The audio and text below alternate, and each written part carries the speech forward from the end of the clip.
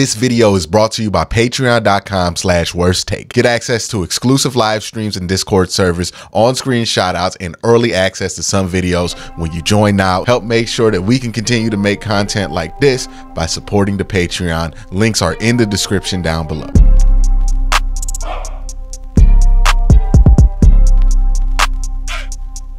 Is the Browns defense in a stronger place than they were last year? That is the question, I think, on a lot of people's minds. Some may think the answer is yes, simply because they ran back everybody that they had last year and have added pieces. Some people might say the answer is no, because they had a lot of value placed in the linebackers that the Cleveland Browns have lost. But what is true about this team is that they are returning the same defensive coordinator, the same defensive stars, and a lot of the same defensive pieces for what was one of the best defenses in the NFL. And I'm tired, quite frankly, of the revisionist history going on about this defense that can only exist because we're not watching it every week anymore. But there are people who act like this Browns defense was overrated or got exposed or something, when that simply wasn't the truth. There's a reason Jim Schwartz won Assistant Coach of the Year. There's a reason Myles Garrett won Defensive Player of the Year, and it wasn't for 8 weeks of work. People tried to denigrate what this defense was to lift up other defenses. Like, I hear people talking about the Baltimore Ravens defense was better than the Browns last year. Highly debatable. And honestly, the Browns defense outplayed Baltimore in Baltimore when all chips were equal in week 10. But yet we still have to hear every single bad statistic that they can conjure up about the Browns defense. Oh, they were bad on the road. Well, that's not actually what happened there if you pay close attention. I did a whole video about how the Browns road defense woes are a complete myth. Like, not the reasons existed for that you think did, and the drop off from road to home wasn't as significant as some people made it out to be.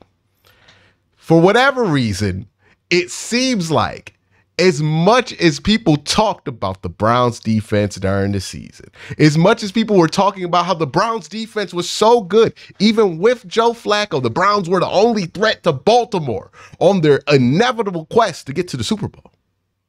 We were doing that. Not me, they, nationally, they were doing that. Despite that, now the Browns defense, because it's convenient, because they want to run with the Watson narrative or whatever it is that they're going with this week, they want to make it seem like the Browns defense was good at the beginning of the year, but oh boy, they fell apart at the end and they got exposed in all of this, when it's not true.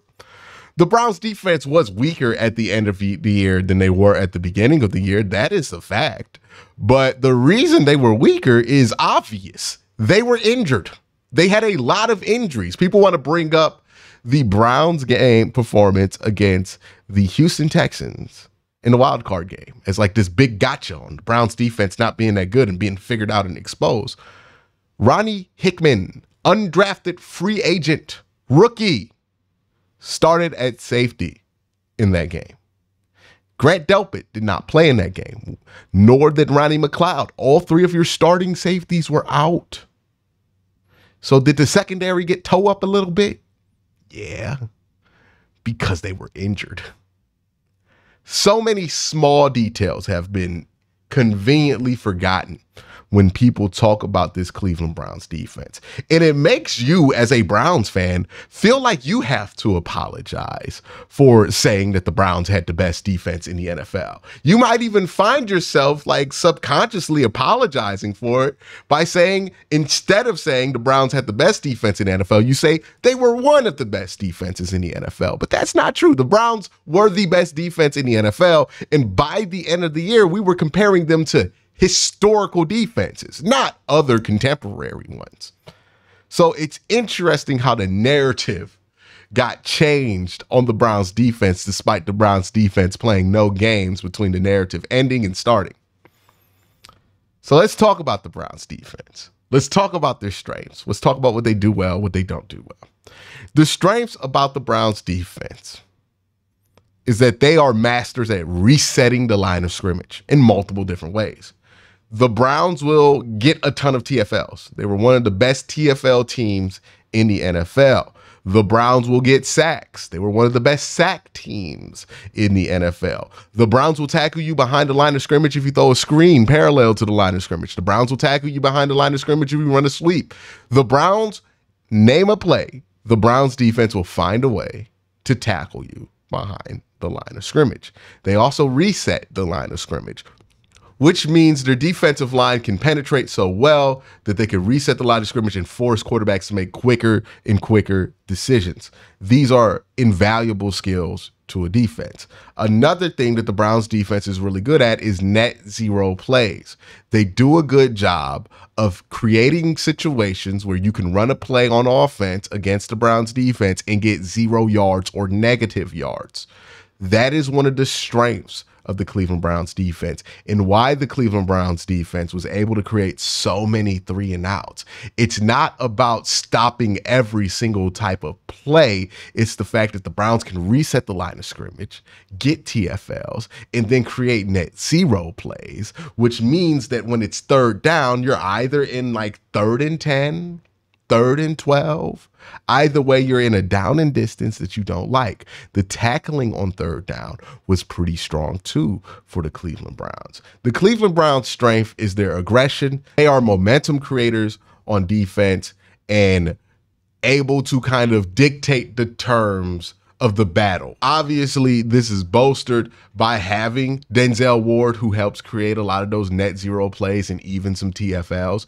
Obviously, Myles Garrett is a huge piece in being able to reset the line of scrimmage because Myles Garrett's presence alone sometimes makes teams concede the resetting of the offensive line. They will just give up that battle, right? Whenever you see Pittsburgh snap the ball, immediately run right, that is them conceding that the offensive line is going to be able to maintain the line of scrimmage. That is them saying, we lost that battle, we're just going to do something else immediately.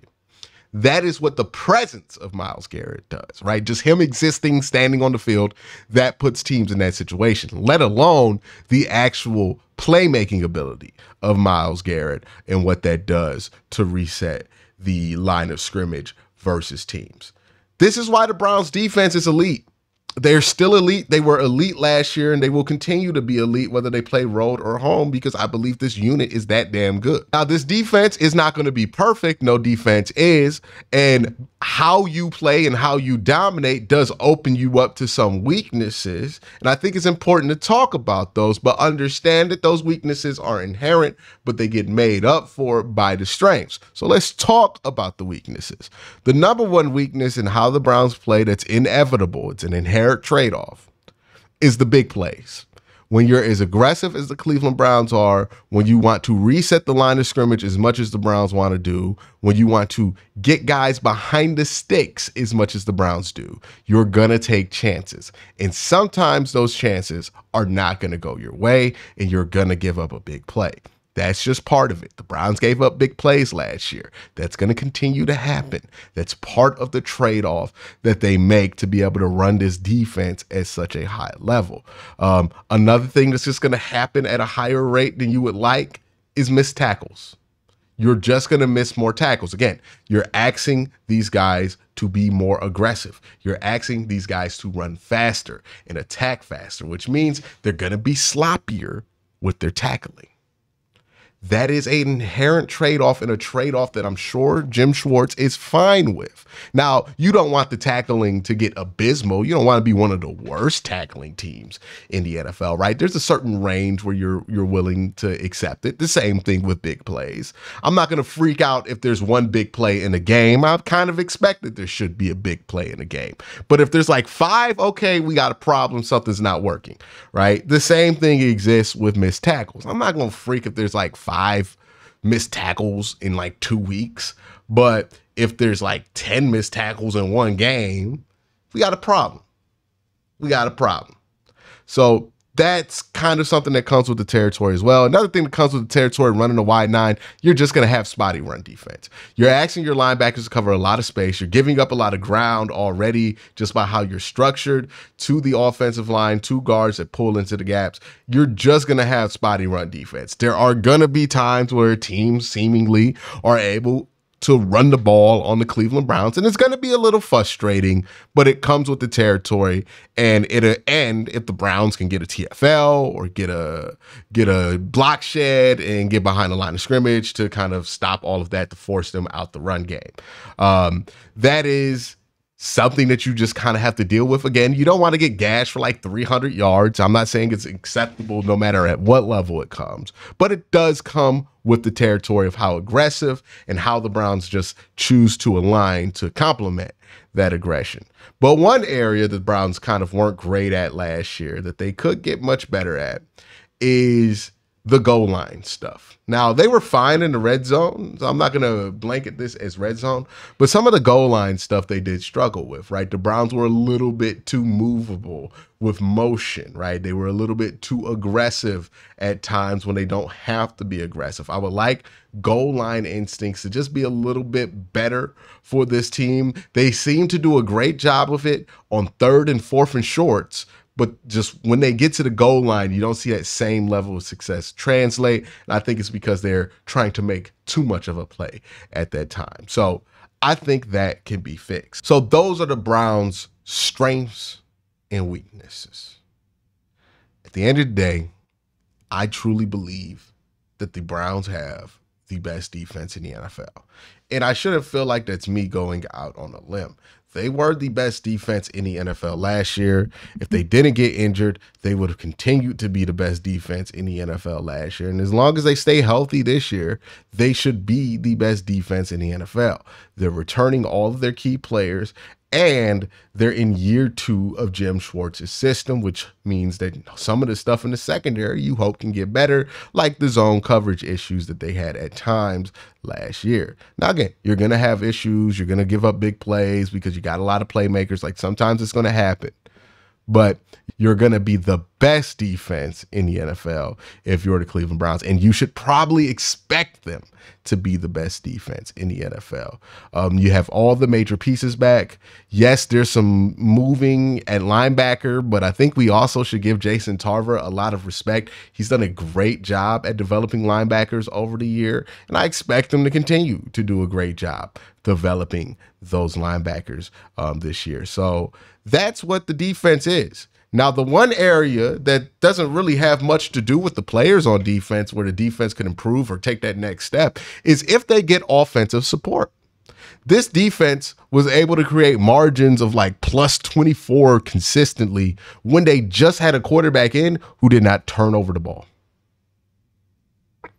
Joe Flacco turned that thing over a ton. PJ Walker turned that thing over a ton. DTR turned the ball over quite a bit too, but he didn't score either. So there was some issues there. I don't think he turned over the ball as much as the other two, but the not scoring thing really hurt DTR as well. If they can just have an offense that supports this defense, think about how many 3-and-outs the Browns defense created last year. Think about how many extra possessions that created for the offense last year. Think about what an offense that is operating at a high level can do with all those extra possessions, knowing they have a defense that can lock it down. The Browns have a chance to do something special this year. This defense is a huge part of why they have that chance to do something special. And if you want to see this defense take themselves to the next level, if you want to not hear about the road home splits for the Cleveland Browns defense last year, the solution for that is simple. The offense just has to turn the ball over less. The offense turned the ball over less on the road last year. The Cleveland Browns road defense would have still been top 10 in the NFL. Like, all this stuff that we're hearing about the Browns road defense, it would have been top 10 in the NFL in points allowed. But because the Browns road offense turned the ball over so much, we have to hear about it. And we have to see this defense kind of get denigrated because of this. The best thing the Browns could do to improve the defense is make the offense better. That's really it. But let me know what you think in the comment section down below. Y'all have a great day. Have an even better night. Peace.